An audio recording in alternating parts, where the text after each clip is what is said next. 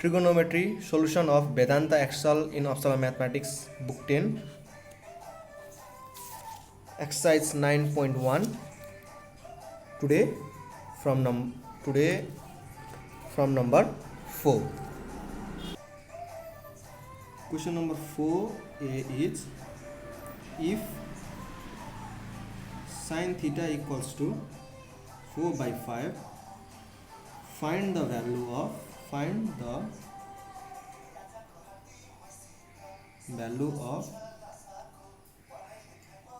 sin 2 theta, cos 2 theta, tan 2 theta. Solution given sin theta equals to 4 by 5. Now find cos theta. Cos theta equals to root under 1 minus sin square theta, that is equal to root under 1 minus 4 by 5 whole square equals to root under 1 minus 4 square is 16, 5 square 25. LCM मिलाकर हो जाए 25 minus 16 by 25, that is equal to 9 by 25 or 3 by 5 whole square. 3 square 9, 5 square 25, square root काट्यो, answer is 3 by 5. cos theta भन्ने कति रहेछ 3 by 5. Now अब tan theta पत्ता लगाऊं. Tan theta equals to sin theta by cos theta. Sin theta is 4 by 5, cos theta equals to 3 by 5. 4 by 5 made डिमेन्सनलाई multiplication गरेर तलको number square हुन्छ 5 माथि 3 तल 5 र 5 काट्यो, आयो 4 by 3. ल sin theta 4 by 5, cos theta 3 by 5, tan theta 4 by 3. Now ल अब चाहिँ sin 2 theta, cos 2 theta, tan theta निकाल्नु हुन्छ, पत्ता लगाउनु. Now sin 2 theta equals to the formula 2 sin theta cos theta equals to 2 sin theta का value 4 by 5, cos theta का value 3 by 5. sin theta 4 by 5, cos theta 3 by 5. कति भयो 2 4 जा 8, 8 3 24, 5 5 जा 25. Also cos 2 theta equals to के हुन्छ formula, cos 2 theta को formula के छ त, धेरैवटा फर्मुला छ, अब जुनै फर्मुला युज गरे पनि भयो. ओके, cos 2 theta को फर्मुला के हुन्छ त भन्दाखेरि cos 2 theta को फर्मुला हुन्छ cos square theta minus sin square theta, 1 minus 2 sin square theta, 2 cos square theta minus 1, यता tan र cot को फर्ममा हुन्छ. जुनै प्रयोग गरे पनि भयो. म प्रयोग गरिदिन्छु cos square theta minus sin square theta. cos theta को भ्यालु कति छ 3 by 5, यहाँ होल स्क्वायर छ. sin थीटा को भ्यालु छ 4 by 5, यहाँ छ होल स्क्वायर. 3 स्क्वायर है, होल स्क्वायर है. 3 स्क्वायर भनेको 9, 5 स्क्वायर भनेको 25, माइनस 4 स्क्वायर भनेको 16, 5 स्क्वायर भनेको 25. एलसीएम 25 आएपछि यहाँ रहन्छ 9 minus 16. कति हुने भयो त 9 minus 16 गर्दाखेरि कति हुने भयो -7 divided by 25. And finally tan 2 theta. tan 2 theta को फर्मुला के छ त भन्दाखेरि यहाँ 2 tan theta divided by 1 minus tan square theta, that will be equal to 2.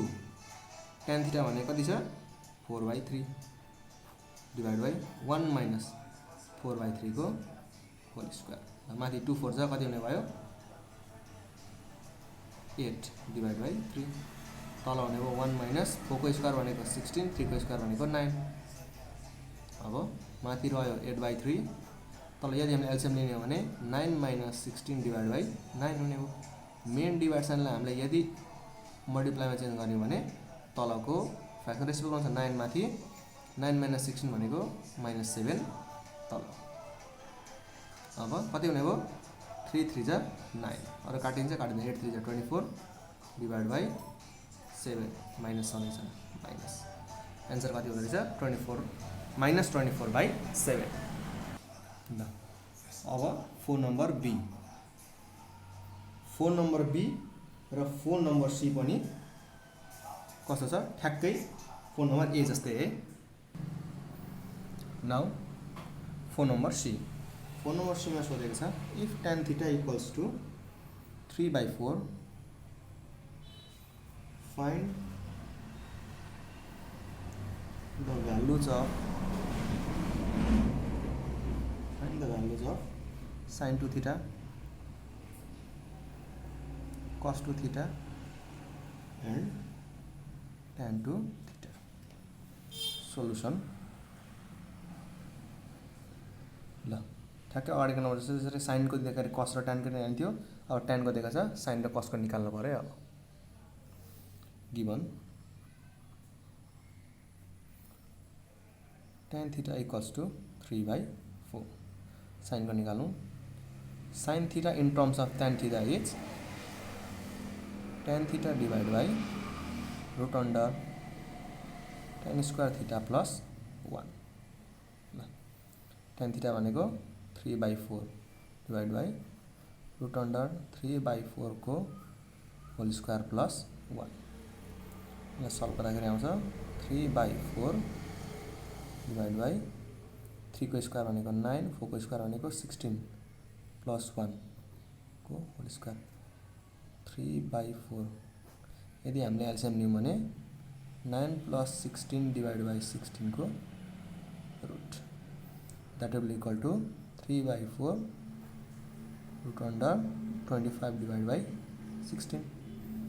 तो 3/4 root under 25 भनेको 5 को स्क्वायर हो, 16 भनेको 4 को स्क्वायर, होल स्क्वायर होल काट्यो।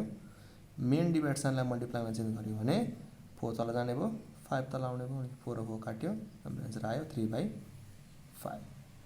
सिमिलरली अब cos थीटा भनेको चाहिँ कति हो त भन्दाखेरि एउटा सिम्पल फर्मुला छ। अब tan थीटा भनेको त sin theta by cos theta हो नि त हैन।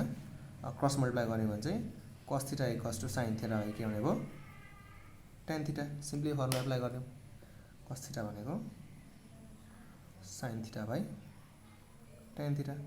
sin थीटा को भ्यालु छ 3/5, tan थीटा को भ्यालु छ 3/4। मेन डिभाइडसनलाई मल्टिप्लाई चेन्ज गरिदियो भने तलको फ्र्याक्सन रेसिप्रोकल हुन्छ 4/3, 3 काट्यो, रिमेनिङ छ 4/5। नाउ अब ठ्याक्कै अब चाहिँ पहिले जस्तै sin 2 theta equals to 2 sin theta cos theta equals to 2, ठ्याक्कै अगाडि जस्तै फर्मुला लगाएर गर्ने अब चाहिँ।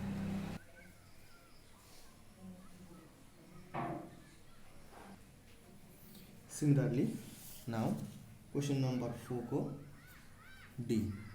The question is if sin theta equals to root under 3/2, find the value